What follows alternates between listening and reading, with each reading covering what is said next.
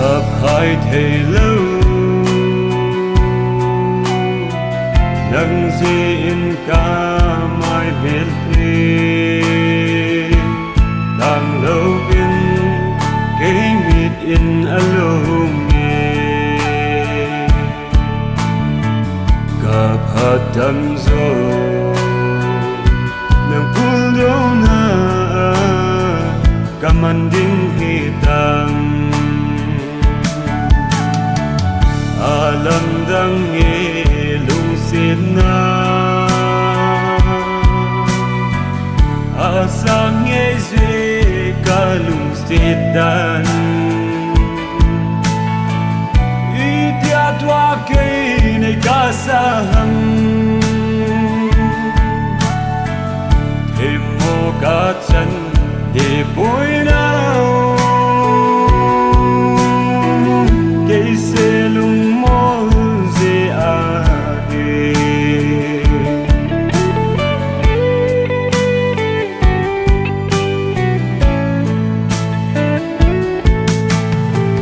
cà phê ngầm cô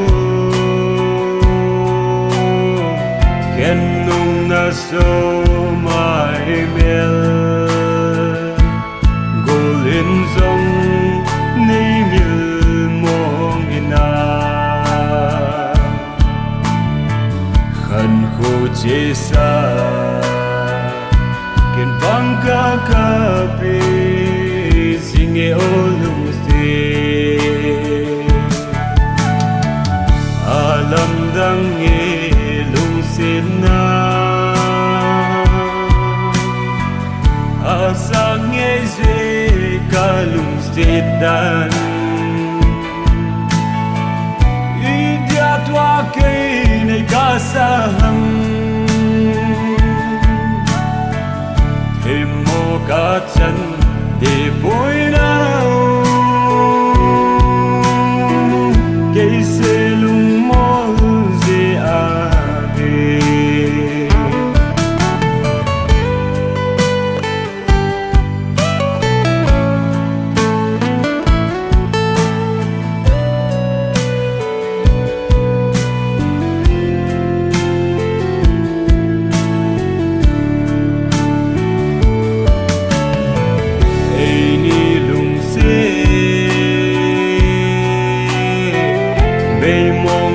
tin cả tận âm pu